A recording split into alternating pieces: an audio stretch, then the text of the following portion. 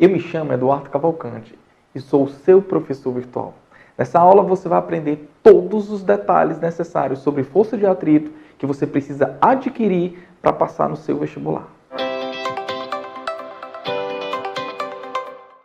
O primeiro a abordar a força de atrito da maneira que nós a vemos hoje foi Da Vinci, já no século XV.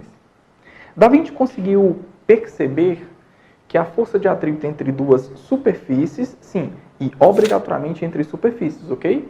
A física do seu vestibular, a física que nós abordamos aqui na física clássica do ensino médio, é a física entre obrigatoriamente superfícies de objetos que estejam na fase sólida, tá bom? Quando o Da Vinci percebeu que essa força de atrito existia, ele conseguiu compreender que ela dependia de dois fatores: da rugosidade entre as superfícies abordadas e da taxa de compressão entre elas. Hoje, nós interpretamos isso como coeficiente de atrito e reação normal de uma superfície a outra. Mas vamos primeiro abordar o diagrama de forças e depois eu explico microscopicamente como essa força de atrito se aplica. Eduardo, considera aqui um objeto qualquer, né, galera? Ó, um livro, por exemplo, em cima de uma mesa de estudos, tipo a tua mesa de estudos e o teu livro quando você está estudando. E se o livro tem massa na presença de um campo gravitacional G, esse livro sofre ação de uma força muito famosa que nós chamamos de força-peso. A força-peso, ao agir no livro, ela faz o livro comprimir a mesa por uma força que eu não coloquei aqui agora. Por quê? Porque ela não me interessa. As forças que agem aqui são as forças que agem no livro, ok?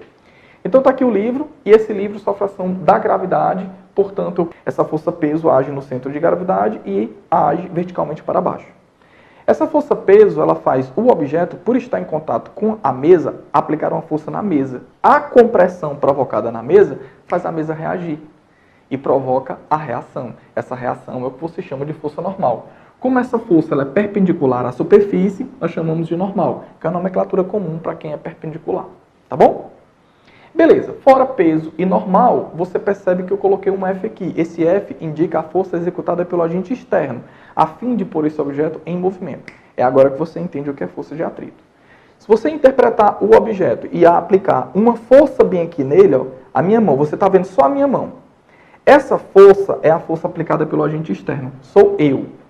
Eu empurrando esse livro, eu estou tentando colocar esse livro em quê? Em movimento. Não obrigatoriamente esse movimento aqui existe ainda.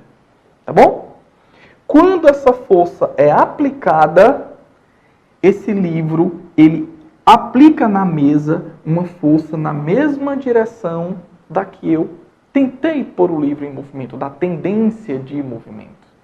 Então, o agente externo aplica a força e essa força é aplicada pelo livro na mesa. Essa força que é aplicada pelo livro na mesa é uma ação. E para toda ação existe o quê? Uma reação. É isso mesmo.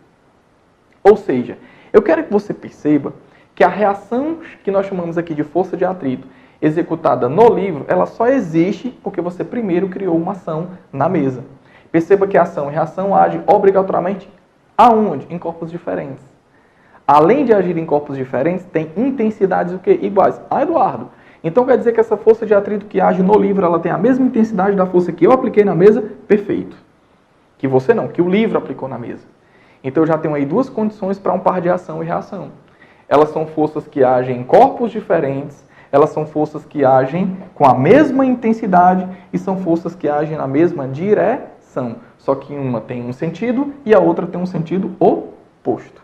Show de bola? Sem falar que são forças obrigatoriamente de mesma natureza física. Como assim, Eduardo? Se a força de ação é uma força de contato físico, a força de reação também termina sendo uma força de contato físico.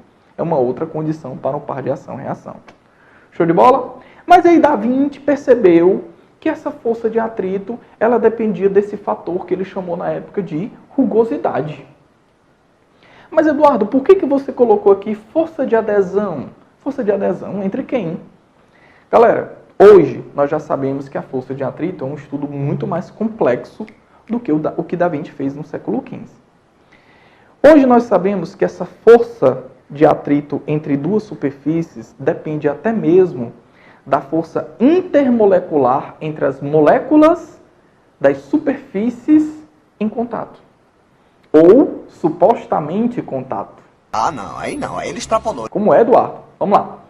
Eu quero que você olhe para esse corpo aqui e esse corpo acima de uma superfície. Perceba que eu separei determinadas regiões que conseguem entrar realmente em contato.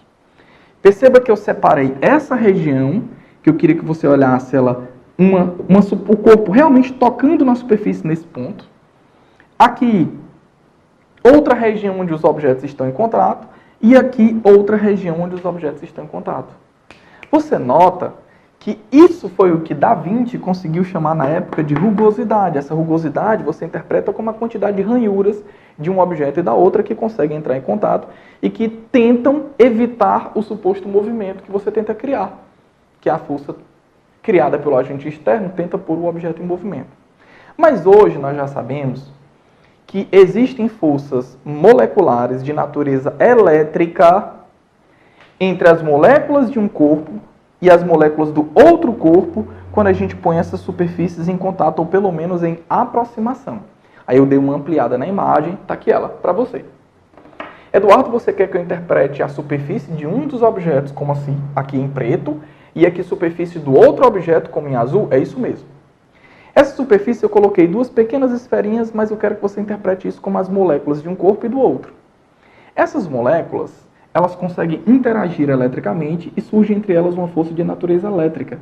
Essa força de natureza elétrica, perceba que ela varia com o fator distância. Eduardo, então peraí. Agora você vai fazer eu entender por que aumentar a taxa de compressão aumenta o atrito. É isso mesmo. Por que aumentar a normal aumenta o atrito? Olha para cá. Supondo que você pegasse esse corpo agora e pegasse o corpo e aplicasse uma força vertical para baixo. Além do próprio peso do corpo pondo esses pontos em contato, uma força vertical para baixo introduzida no sistema vai fazer o corpo aproximar-se mais da superfície. É isso mesmo. Além desses 3 pontos de contato, você terá alguns outros pontos de contato. Você terá uma aproximação entre as moléculas de uma superfície e as moléculas da outra superfície. Essa aproximação, ela cria uma força de natureza elétrica entre as moléculas de uma superfície e da outra maior, o que aumenta a força de atrito entre uma superfície e outra. E é por isso que acrescentar uma força vertical para baixo no corpo que você comprime contra uma superfície na horizontal, aumenta a força de atrito. Na verdade, hoje nós sabemos que experimentalmente é que a força de atrito, ela, por uma aproximação, consegue ser μ vezes a normal. Mas o μ você interpreta justamente como a rugosidade de Da Vinci no século XV ou como essa força de adesão entre uma superfície e outra ampliada, porque essa força, na verdade, é de natureza elétrica e ela depende dos pontos de contato de uma superfície e da outra que conseguem entrar em contato e do fator distância, que as moléculas de uma superfície e as moléculas da outra superfície realmente conseguem interagir. Show de bola? Eduardo, e essa força de atrito aqui para o meu vestibular, como é que eu devo olhar para ela? Força de atrito μ vezes a normal, né, galera? A força de atrito, e ela deve ser medida em newtons. Fora isso, eu tenho